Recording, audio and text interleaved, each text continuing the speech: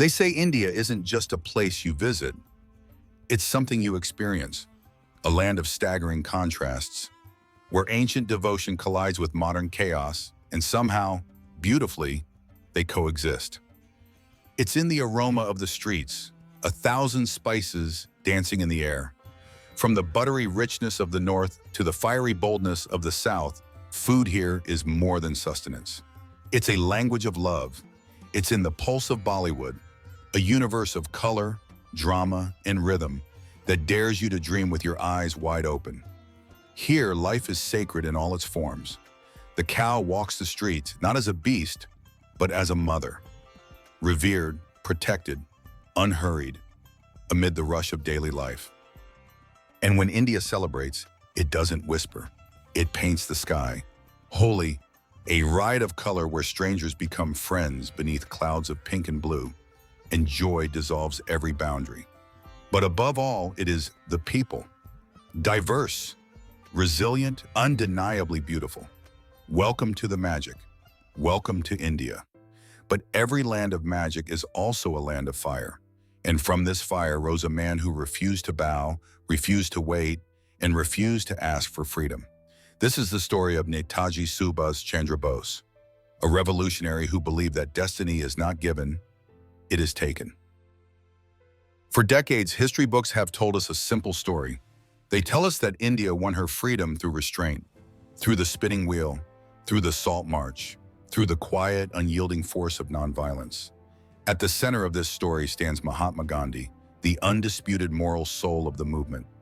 A man who believed that by turning the other cheek, the oppressor could be shamed into leaving. But history is rarely written in a single voice. In Bengal, another voice was rising, and it did not whisper. It roared. Subhas Chandra Bose respected Gandhi as a father, but he could not accept his methods. To Bose, the British Empire was not a guest to be reasoned with. It was a ruthless military machine holding India in chains. And chains, he believed, could not be broken with prayers alone. By 1938, Bose was a phenomenon. Young, brilliant, dangerously charismatic. Where Gandhi spoke to the conscience, Bose spoke to the fire in the blood. Freedom is not given, he said. It is taken. And India's youth listened. The collision was inevitable. In 1939, at the Tripuri session, Bose did the unthinkable. He ran for president of the Indian National Congress against Gandhi's chosen candidate. The establishment expected him to lose, but when the votes were counted, the rebel had won. It was a democratic victory and a political earthquake. Gandhi, deeply wounded, declared, "Patabi's defeat is my defeat." Those words sealed Bose's fate. The machinery of the party turned against him. Colleagues refused to cooperate. His leadership was quietly, systematically suffocated. Bose faced an impossible choice: compromise his beliefs to keep his position, or walk away into uncertainty. He chose uncertainty. He resigned, understanding that Congress was no longer the battlefield where his war could be fought. He had tried the path of politics. Now he would choose the path of peril. The rebel was no longer contained, and the British Empire was watching. After resigning, Subhas Chandra Bose did not fade quietly into the background. He became a problem. When World War II erupted, Bose declared that India should not fight for her colonial masters. He urged Indians to rise while Britain was weakened.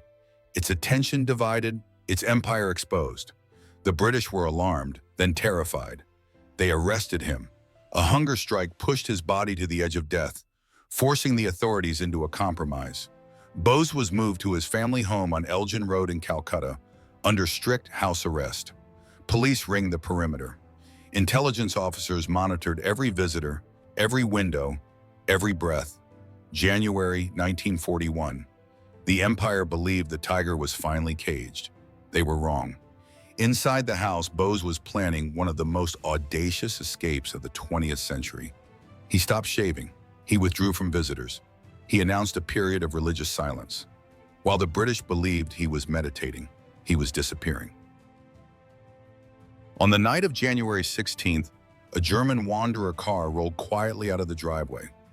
Inside was not the revolutionary the world recognized. Inside sat a man named Ziauddin, a deaf-mute insurance agent, bearded, unremarkable, invisible. Right under the noses of British intelligence, Bose slipped into the dark. By the time his guards realized his room was empty, he was already miles away. What followed was not an escape, but an ordeal. From the crowded streets of Calcutta to the lawless tribal regions of the northwest frontier, Bose traveled on foot and in secrecy, posing as a Pashtun pilgrim. One wrong word, one slip in accent or gesture, and he would almost certainly have been executed. He crossed the frozen passes of Afghanistan.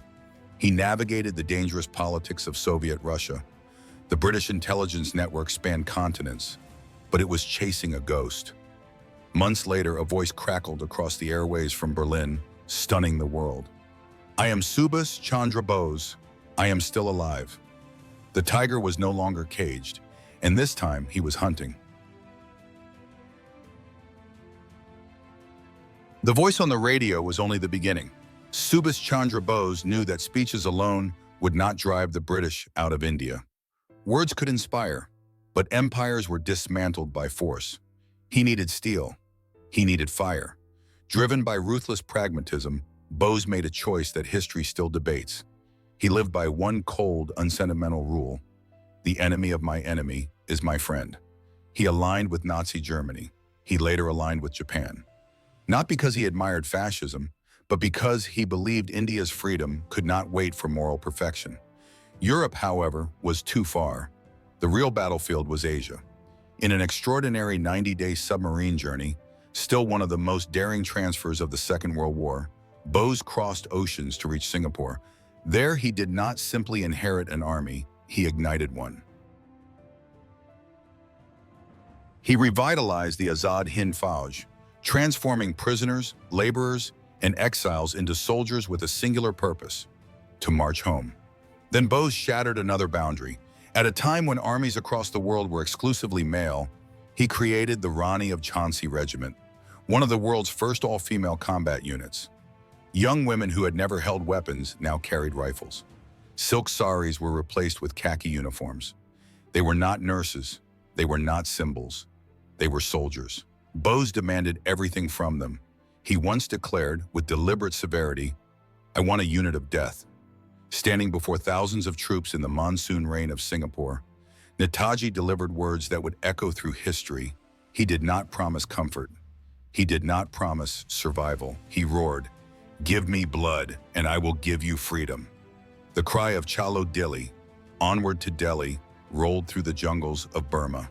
The tiger had an army now, and they were marching toward home. They made it to the doorstep of the motherland. In 1944, Azad Hind Fauj crossed the border into India. In the small town of Moirang, Bose's soldiers raised the tricolor flag.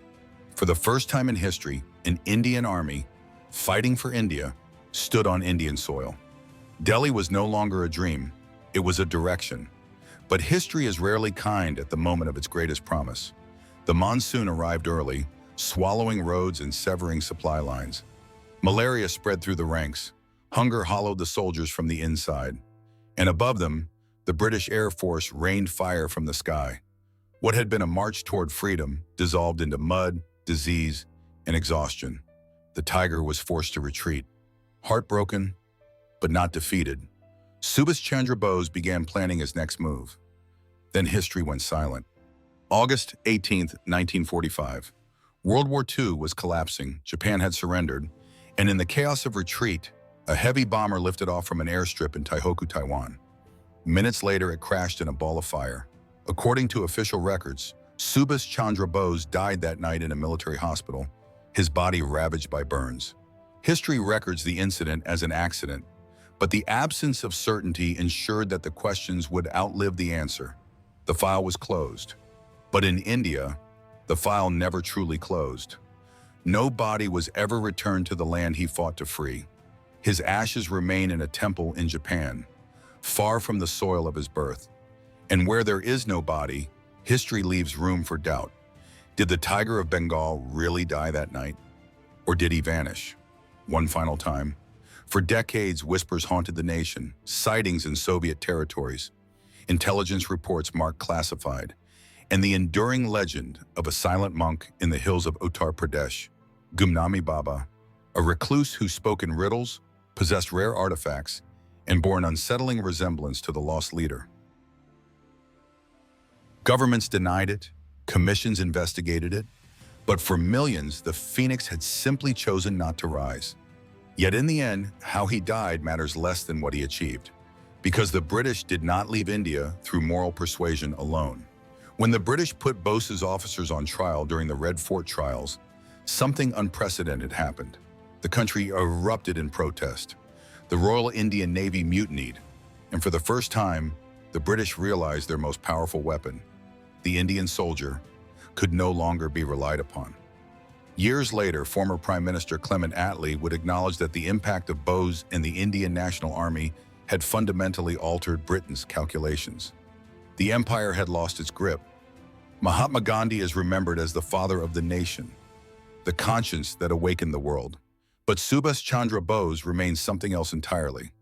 The hero who never came home, the rebel who forced an empire to blink, the man who gave his blood so that India could breathe free. An empire, in the global order that followed, failed to return a man to his people, failed to give his family certainty, failed to allow a nation to grieve properly. That's not a thriller crime, that's a moral crime. Some legends leave in fire. Subhas Chandra Bose chose flames, to shake an empire until it cracked, to force the world to look, to demand freedom at full volume. And then we cross an ocean once more, to Canada, to a place that calls itself calm, orderly, free. Here, no armies march, no slogans thunder. Here, a woman does something far more dangerous. She doesn't fight an empire overseas. She exposes one at home. Netaji chose fire. She chose stillness. He moved history by force. She moved it by refusing to move at all. Both asked the same question, in different accents. Who decides who belongs? And both paid personally. That's not like for like. That's dialogue across history. We'll tell her story next. Until then, stay curious, stay cautious, and remember, some legends burn bright, others sit quietly, until the world has no choice but to change.